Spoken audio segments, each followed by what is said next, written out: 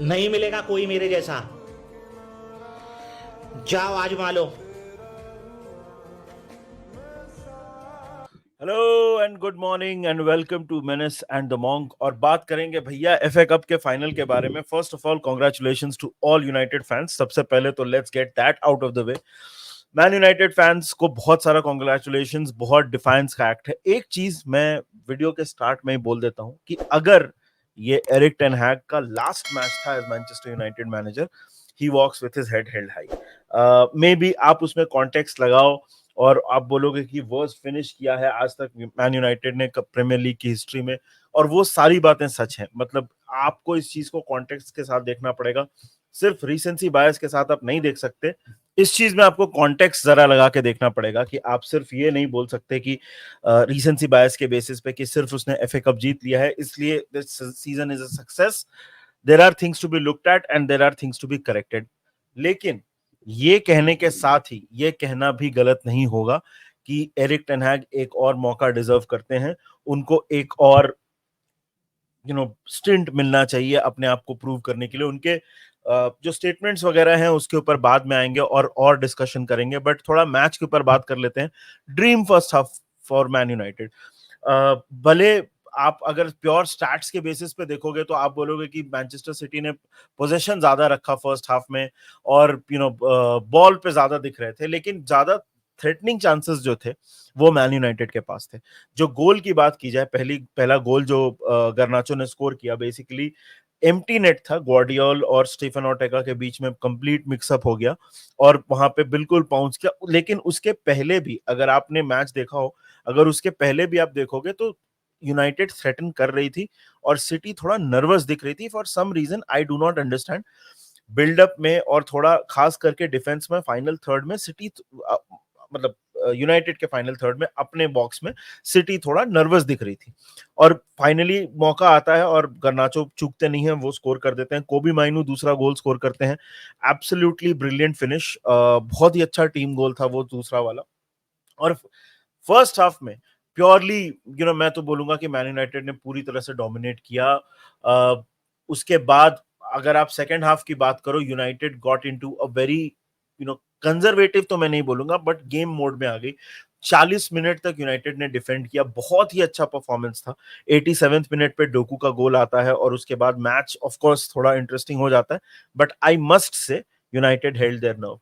एक प्लेयर की तारीफ मैं जरूर करना चाहूंगा, ऑफ कोर्स गर्नाचो और कोबी माइनू की तारीफ होनी चाहिए। They are the ones, youngster हैं दोनों, both are the heroes of the win. But एक प्लेयर और हैं जिनकी मैं तारीफ करना चाहता हूं और उनका ये आखिरी गेम था यूनाइटेड के लिए, एंड दैट इज राफेल वरान।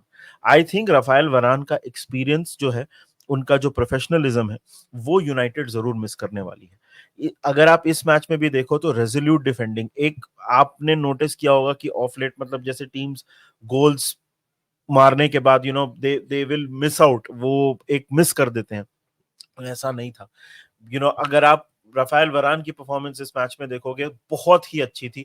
He was the one who was leading from the front defence, क्योंकि यूनाइटेड को इस मैच में डिफेंस की बहुत जरूरत पड़ी थी, खास करके सेकंड हाफ में, जहां पे सिटी ने they almost threw the kitchen sink at United और बहुत परेशान किया यूनाइटेड को। लेकिन जहां तक डिफेंस की बात आई तो पूरी तरह से राफेल वरान ने मैच को लाके यूनाइटेड को मैच जिता दिया। और अब आते हैं जरा सा एरिक टेन हैग के ऊपर और उनके जो स्टेटमेंट्स हैं उनके ऊपर। तो अगर आप मुझे पर्सनली पूछोगे, मुझे लगता है कि ये जो विन है, दिस इज जैसे जैसे मैंने वीडियो के स्टार्ट में बोला, I think this is a great act of defiance. I think Erik ten Hag ने इनियोस को एक चीज बताई है कि देखो, I am not completely down and out. Even with the league he got his team motivated. उन्होंने अपनी टीम को मोटिवेट रखा, उन्होंने अपनी टीम को एक अच्छा परफॉर्मेंस प्रोड्यूस करवाया अपने टीम से। तो ही इज नॉट समबडी जिनको हंगर नहीं है जीतने की। ये तो बात कल के मैच से प्रूव हो गई। जहां तक बात है एट्थ फिनिश करने की, यस, उसमें आप जरूर थोड़ा कॉन्टेक्स्ट लगा सकते हो कि आपने मैन यूनाइटेड को वर्स्ट पोजीशन पे फिनिश कराया है, आपने पहली बार नेगेटिव गोल डिफरेंस पे फिनिश कराया है, इंजरीज हैं, ये है, सपोर्ट कुछ प्लेयर्स, कंट्रोवर्सीज हुई हैं बहुत सारे। मतलब कहने का मतलब यह है कि एरिक टेन हैग के ऊपर या एरिक टेन हैग के पास काम करने के लिए एरियाज की कमी नहीं है. There are a lot of areas on which Erik ten Hag has to work like. लेकिन मुझे ऐसा लगता है कि राइट नाउ उनको सैक करना will be a mistake. Because I think he has just given himself some some importance with the with silverware. क्योंकि आप सिल्वरवेयर को करेंसी मानते हो. एक चीज जिसके लिए यूनाइटेड फैन बेस बहुत डेस्परेट था जब से सर एलेक्स गए हैं, विच इज सिल्वरवेयर. इन्होंने 2 सीजन में 2 सिल्वरवेयर डिलीवर किया है, तो सिल्वरवेयर अल्टीमेटली आपको मिल रहा है. सेकेंडली आई थिंक एक नया साइकिल शुरू करने से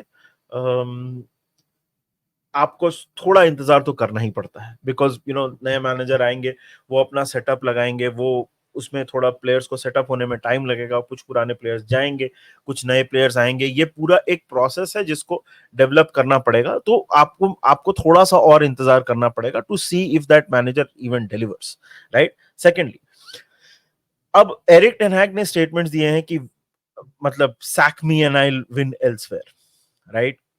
He is very confident about himself. He is very set up about himself. उन्होंने ये बोला कि इनियोस ने उनको ये बोला है कि वो पूरी तरह से सब कुछ चेंज करना चाहते हैं. ऑफ कोर्स उन्होंने क्लियरली ये नहीं बोला है कि मैं रहूंगा या मुझे सैक कर दिया जाएगा. 100% कॉन्फिडेंस उनकी बातों से नहीं झलक रहा है. जो लीक हुआ था इस न्यूज के ऊपर, ये हुआ था कि एरिक टेन हैग को चाहे जो भी रिजल्ट हो एफए कप के फाइनल का, उनको सैक कर दिया जाएगा. ये बहुत ही इंटरेस्टिंग डेवलपमेंट है क्योंकि ये इनियोस के लिए इजी स्टेप नहीं होने वाला है. यहाँ पे अगर मैनचेस्टर यूनाइटेड फाइनल हार जाती तो ये इनियोस के लिए थोड़ा आसान हो जाता. बिकॉज उस एक सेंटिमेंट उस तरह का बन जाता कि आप फाइनल भी नहीं जीत पाए और आपकी आपने वर्स्ट फिनिश कराया है. वो सारी चीजें स्नोबॉल होके एक चीज हो जाता. अभी अचानक ही put a bit of a doubt in Ineos का माइंड. खैर, ये तो बहुत इंटरेस्टिंग चीज है देखने के लिए कि मतलब कैसे डेवलप होगा. जहां तक मैन सिटी की बात की जाए, I think an extremely of day for Manchester city. I don't think Pep Guardiola ने मतलब बहुत सारे गलतियां की हैं. अगर आप पहले गोल की बात करो तो गार्डियोल कंप्लीट मिक्सअप उनका गोलकीपर के साथ. आई थिंक अटैक में Holland was not looking into it. मतलब आप ही वाज नॉट, मुझे याद नहीं है कि हालैंड को बहुत कोई क्लियर कट चांस मिला हो. पोजीशन बहुत सारा रखा था.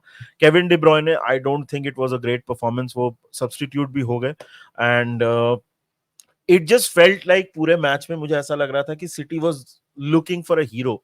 एक कोई इंसान जो आके takes the game by the scruff of the neck and converts it. क्योंकि जो सिटी का जो क्लिनिकल अप्रोच था कि एक सेटअप के साथ, और जो पेप गार्डियोला जिस चीज के लिए जाने जाते हैं अपने पूरे टैक्टिकल इनपुट के लिए, वो तो क्लियरली काम नहीं कर रहा था. एंड एक तरह से आप बोल सकते हो कि जेरेमी डोकू आए थे और उन्होंने वो मोमेंट प्रोवाइड भी किया था. बट अपार्ट फ्रॉम दैट मुझे लगा नहीं ऐसा कि City had a lot of things and United were extremely deserved winner. So एक बार फिर से कांग्रेचुलेशंस टू मैन यूनाइटेड. बहुत ही अच्छा परफॉर्मेंस. चेल्सी के लिए this is bad news of course, क्योंकि चेल्सी ने यूरोपा लीग मिस कर दिया है और जो 5th फिनिश कर सकते थे चेल्सी. अब इसके ऊपर एनालिसिस पैरालिसिस बहुत सारा होगा कि क्या कौन सा मैच चेल्सी जीत सकती थी. बर्नली वाला मैच था या फिर ब्रेंटफोर्ड वाला मैच था या फिर दूसरे मैचेस थे जिनमें चेल्सी को होल्ड ऑन करना चाहिए था. शेफील्ड, बहुत सारे मैचेस हैं जिसके ऊपर चेल्सी के फैंस बैठ के सोच सकते हैं कि ये मैच हमको जीतना चाहिए था. रियलिटी ये है कि चेल्सी के बोर्ड ने जो डिसीजन लिया था पोचेटिनो को सैक करने का, उसकी वजह से जो कंफ्यूजन ऐड हुआ था, उसके वजह से जो केओस ऐड हुआ था चेल्सी क्लब में, वो अब मल्टीप्लाई हो चुका है. बिकॉज अगले सीजन आपको यूरोपा लीग भी नहीं मिलेगा and it will have it's ripple effects जो हमको देखने को मिलेगा एज द सीजन डेवलप्स और जैसे जैसे हम आगे जाएंगे. सो ये था हमारा राउंड अप और ये हुआ था एफए कप में.